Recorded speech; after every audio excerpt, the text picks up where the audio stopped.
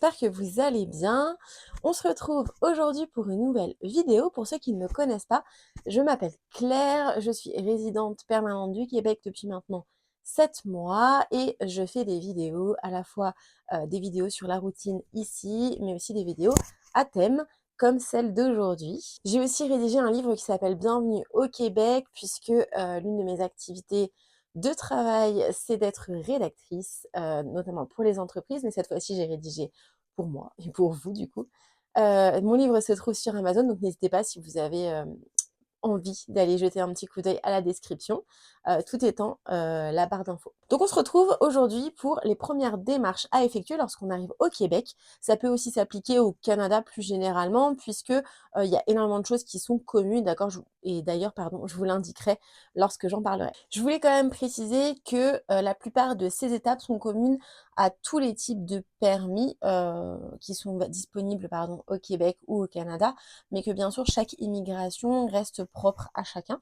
Donc il y a peut-être des démarches qui peuvent différer selon le cas dans lequel vous vous trouvez. Après plein de péripéties, vous êtes enfin dans l'avion et vous venez d'atterrir au Canada. Voici les premières étapes. Donc, tout d'abord, lorsque vous allez descendre de l'avion, vous allez être amené à devoir vous placer dans une file selon que vous êtes canadien ou que vous êtes d'une autre nationalité et vous allez devoir présenter votre passeport à une machine ainsi que votre AVE qui est directement relié à votre passeport et tout ça va être vérifié par la machine pour chacun des membres de votre famille. Une fois que vous avez enregistré votre passeport, vous allez avancer vers la partie avec les douaniers qui vont vérifier certaines informations et vont vous orienter vers les bureaux d'immigration lorsque vous passez pour la première fois la douane pour rentrer vous installer au Canada. Le bureau d'immigration, c'est l'endroit où vous allez vous présenter et parfois attendre pendant des heures pour pouvoir présenter l'ensemble des papiers que vous avez à votre disposition qui vous autorisent à entrer sur le territoire canadien, qui vont être présentés aux douaniers. Celui-ci, en fonction des papiers que vous avez, pourra vous éditer votre permis de travail, votre confirmation de résidence permanente, voilà, peu importe le type de permis avec lequel vous arrivez, c'est à ce moment-là qu'on va vous le remettre. Attention, avant de sortir tout de suite de la zone des bureaux d'immigration, pensez à vérifier que tout est correct sur votre permis, notamment vérifiez bien les dates de naissance, l'orthographe de votre nom, prénom, s'il y a la mention que vous avez l'autorisation de travailler avec des personnes fragiles, si vous avez travaillé notamment dans l'enseignement ou si vous avez travaillé en tant qu'infirmier, infirmière, médecin, etc. La problématique, c'est que si vous avez des informations erronées sur votre permis de travail, ça peut être vraiment très embêtant pour la suite de votre immigration. Donc, il faut absolument prendre un petit temps avant de sortir de ce bureau d'immigration pour vérifier que tout est vraiment correct. Selon l'aéroport dans lequel vous allez atterrir, vous allez récupérer vos bagages avant ou après avoir passé l'immigration. Pour le cas de Montréal, je vais parler de ce que je connais, le passage de l'immigration se fait avant de récupérer vos valises. Si vous avez des animaux, vous allez également devoir les récupérer uniquement après avoir fait votre passage à l'immigration. Donc ça, il faut bien en avoir conscience. Vos animaux en soute vont vous attendre ensuite dans la partie des bagages. Je sais que pour l'aéroport de Québec, vous récupérez vos bagages avant de passer au bureau d'immigration. Il y a une petite chose sur laquelle il faut être vigilant, c'est que si vous avez une correspondance, par exemple, vous atterrissez à Toronto pour une correspondance pour aller à Calgary, vous allez devoir faire vos papiers d'immigration dans le premier point d'entrée au Canada, donc c'est-à-dire le Toronto dans mon exemple. Ce qui signifie que, selon les périodes, vous pouvez être amené à attendre 1, 2, 3, 4, 5 heures à l'immigration. Pensez bien à avoir une correspondance qui vous permette d'attendre, ce temps dans le premier aéroport d'arrivée au Canada. Vous récupérez ensuite vos bagages et vous allez pouvoir récupérer vos animaux qui étaient en soute. Vous allez ensuite vous diriger vers la sortie et si vous avez des animaux, vous serez redirigé vers le bureau qui enregistre toutes les informations concernant votre animal ou vos animaux. Donc là, vous allez de nouveau faire la queue au bureau et vous allez devoir présenter les différentes preuves qui vous sont demandées donc au Canada, tout ce qui est certificat de rage, etc. Vous allez normalement devoir payer des frais. Dans notre cas, il n'y a pas eu de frais d'appliquer. Je sais que c'est déjà arrivé. Je ne sais pas vous dire quand, pourquoi, dans quel cas c'est appliqué ou non. En tout cas, attendez-vous à ce qu'il y ait des frais et s'il y en a pas, comme ça, c'est une bonne nouvelle. Et une fois que c'est validé, vous allez pouvoir sortir, au niveau du hall des arrivées. Vous êtes officiellement, installés au Canada, il va falloir faire toutes les démarches. Alors, la première démarche à faire, ça va être, de faire votre numéro d'assurance sociale. C'est vraiment la première des démarches à faire, en tout cas à faire dans les premiers jours qui suivent votre installation, puisqu'en fait ce numéro est indispensable pour ouvrir un compte en banque, il est aussi indispensable pour commencer à travailler. Voilà, c'est vraiment, le numéro à avoir, ici et c'est ce qui, en fait, valide toute votre identité au niveau, du gouvernement. Vous pouvez faire ce NAS directement à l'aéroport, je pars surtout pour Montréal. Je ne sais pas si c'est le cas à Québec et Toronto, puisque vous avez un bureau qui a, des horaires d'ouverture plutôt en journée. Si vous atterrissez dans ces créneaux d'ouverture, vous pouvez vous présenter et faire directement votre NAS.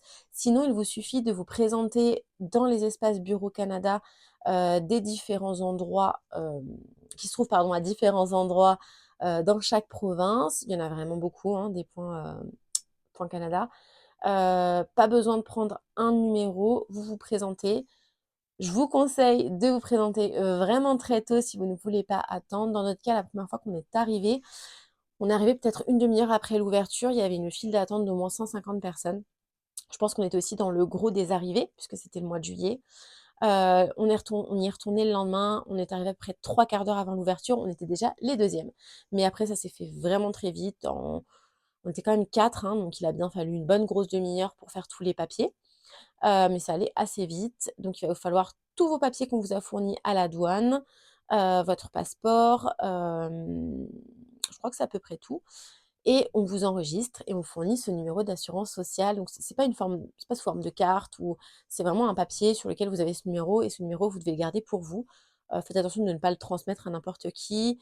C'est vraiment demandé uniquement dans le cadre de tout ce qui est gouvernemental. Donc voilà. La banque aussi, tout ce qui est un peu administratif, mais n'allez pas le donner, voilà, à tout va. C'est vraiment un document, qu'il faut garder a assez secret puisque ça évite les vols d'identité notamment. OK, en deuxième étape, je vous conseillerais de faire vos démarches pour la RAMQ si vous êtes éligible à cette partie-là. Si vous êtes en permis vacances-travail et que vous n'avez pas d'enfants, c'est vraiment une partie que vous pouvez switcher. En revanche, si vous avez des enfants, quel que soit votre type de permis et si vous avez un permis qui vous rend éligible à la RAMQ, faites-le maintenant. Il faut compter à peu près 3 semaines pour recevoir vos cartes de RAMQ, parfois un petit peu plus selon la période. C'est pas très, très long. Je vous mettrai en barre d'infos le petit lien, directement sur lequel vous cliquez et vous avez toutes les démarches à faire. Nous, on a fait ça le premier soir de notre arrivée et on a eu nos cartes à peu près 2 semaines et demie, un petit peu moins de 3 semaines après notre arrivée.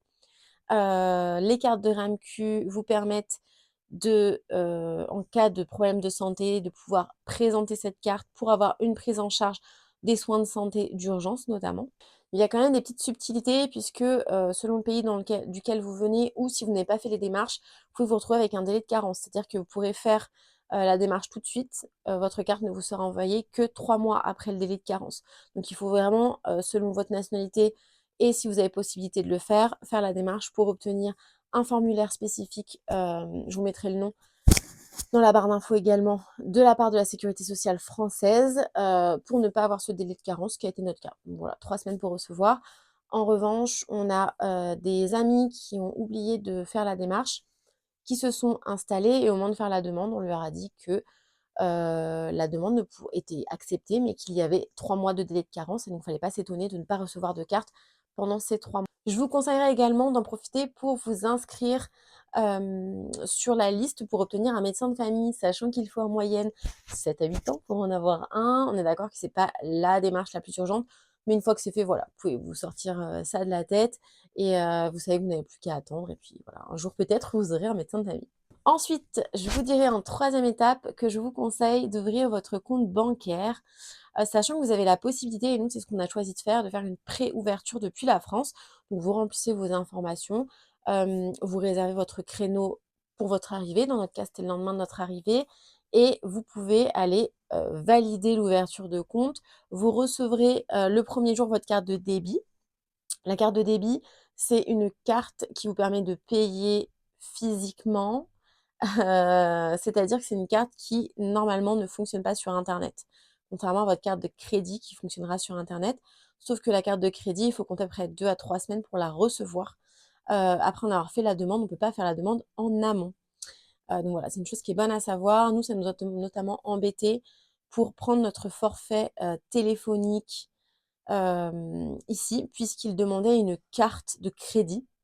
Et en fait, on n'a pas du tout pensé à prendre notre carte de crédit française, je sais pas pourquoi. Hem, bon bref et on ne pouvait pas payer avec notre carte de débit.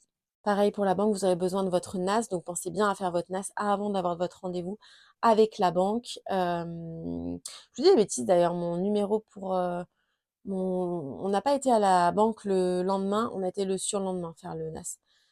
Bref, si vraiment vous n'arrivez pas à faire votre NAS avant de faire, le rendez-vous avec la banque, je sais qu'il est possible d'avoir un petit délai, hem, avant que vous puissiez leur fournir votre NAS. Voilà, c'est pas forcément problématique, donc c'est bon à savoir aussi, mais je dirais que l'idéal, c'est quand même de faire les choses dans l'ordre, sachant que je vous conseille vraiment, depuis la France, de prévoir d'avoir quand même une carte bancaire qui fonctionne ici pour les premiers jours, pour pouvoir payer les premières choses ou d'avoir du liquide avec vous, sachant qu'il y a des ATM, donc des distributeurs qui se trouvent, à l'aéroport.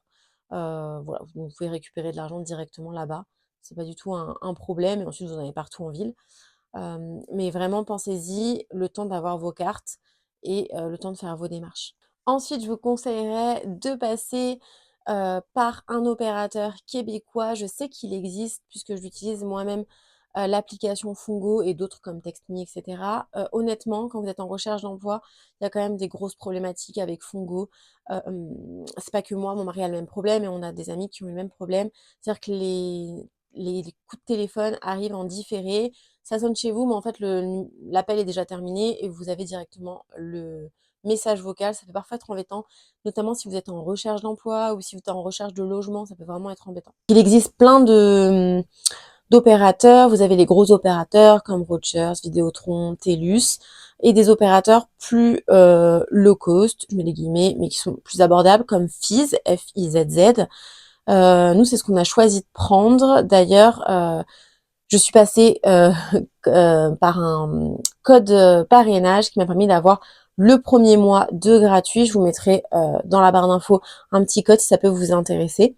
Ça peut être en tout cas moi ça m'a permis de faire des économies. Ce que j'aime bien avec Fizz, c'est que vous avez plein de petits avantages qui s'accumulent et il y a plein de fois où j'ai eu des réductions sur mon forfait, j'ai eu de la data en plus, enfin voilà, vraiment je trouve que ils sont plutôt commerçants.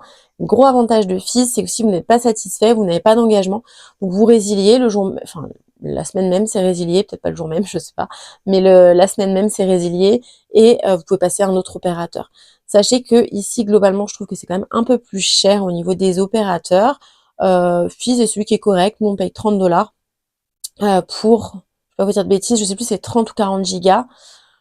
Ce qui est correct, voilà, vraiment, c'est tout à fait correct. Il faut aussi les lignes internet, c'est ce qu'on a pris aussi, pareil, c'est à peu près 30 $. Moi, ça fonctionne très bien, je suis en 100% télétravail, je n'ai jamais eu de problème. La seule fois où j'ai eu un problème, c'était pas de la faute de Fizz, c'était de la faute de Vidéotron ou Bell, je sais plus, de mes voisins qui avaient simplement débranché mon fil pour mettre le leur. Voilà, merci.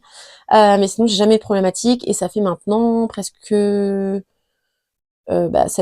mois, je ne sais plus, qu'on est chez eux.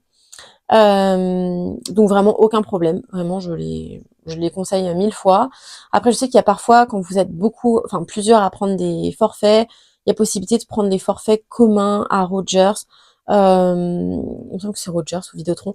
Et vous mettez en commun vos datas. Donc si par exemple, vous avez des enfants ados et qui prennent pas mal de data, mais vous finalement vous n'en prenez pas beaucoup, mais en fait vous partagez vos datas ensemble. Par exemple, vous avez pour toute la famille 200 data, même si vous avez chacun votre forfait téléphonique.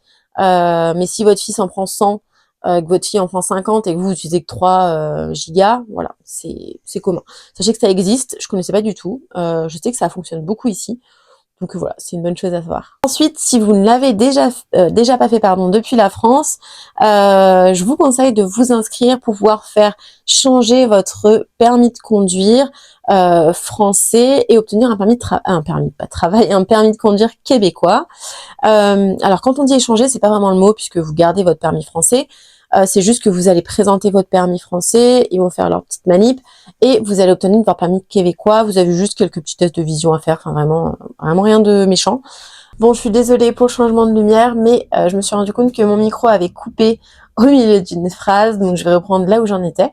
Donc je disais que la manipulation pour faire le changement de permis en elle-même est assez rapide. Par contre, il faut compter bien 3 mois pour que vous ayez votre rendez-vous. Nous, on a pris le rendez-vous depuis la France. Je vous mettrai pareil en barre d'infos le lien. Sinon, vous tapez juste dans Google faire changement permis SAAQ pour Société d'automobile et assurance du Québec ou Société assurance et automobile du Québec. En fait, il vous rappelle pour vous fixer le rendez-vous. C'est quand même assez rapide pour fixer le rendez-vous. Par contre, comptez un petit délai. Sachez que si vous êtes étudiant, vous n'êtes pas obligé de faire le changement de permis de conduire pendant toute la durée de vos études. Par contre, pour les travailleurs, vous avez 6 mois pour faire ce fameux changement et obtenir votre permis québécois. Donc, il faut juste prévoir un petit laps de temps pour pouvoir avoir votre rendez-vous. Je pense qu'on a fait à peu près le tour des principales démarches à faire lorsque vous arrivez au Québec, sachant que j'ai pas compris dedans tout ce qui est recherche de logement. En général, on s'est un peu préparé avant, notamment pour avoir un logement temporaire. Ça pourrait être le sujet d'une autre vidéo uniquement pour le côté recherche de logement, si ça vous intéresse, et toutes les petites subtilités à connaître par rapport au bail, etc. En tout cas, j'espère que vous avez passé un bon moment. J'ai essayé d'aborder les sujets de façon assez concise pour ne pas que la vidéo dure trop longtemps. Sachez que dans mon livre, j'ai apporté énormément d'infos que je n'ai pas dites dans cette vidéo parce que j'aurais pas le temps de tout aborder. Mais il existe plein de petites subtilités, de petites choses à connaître pour s'installer. Sachant que dans le livre, je n'aborde pas que la partie que je viens d'aborder dans la vidéo, mais j'aborde aussi l'avant avec la préparation des papiers, etc. Et la vie quotidienne au sens large, que ce soit la recherche d'une garderie, la retraite, les impôts, etc. En tout cas, j'espère qu'on a passé un bon moment ensemble. N'hésitez pas si vous souhaitez me suivre. Je fais aussi des petites vidéos courtes sur YouTube sur tout ce qui concerne plutôt l'immigration, je dirais, et je fais une vidéo par semaine sur notre quotidien et une vidéo par semaine qui est plus thématique, qui sera le vendredi. La vidéo pour le quotidien, c'est plus le lundi. Donc n'hésitez pas à vous abonner et puis on se retrouve bientôt. Bye!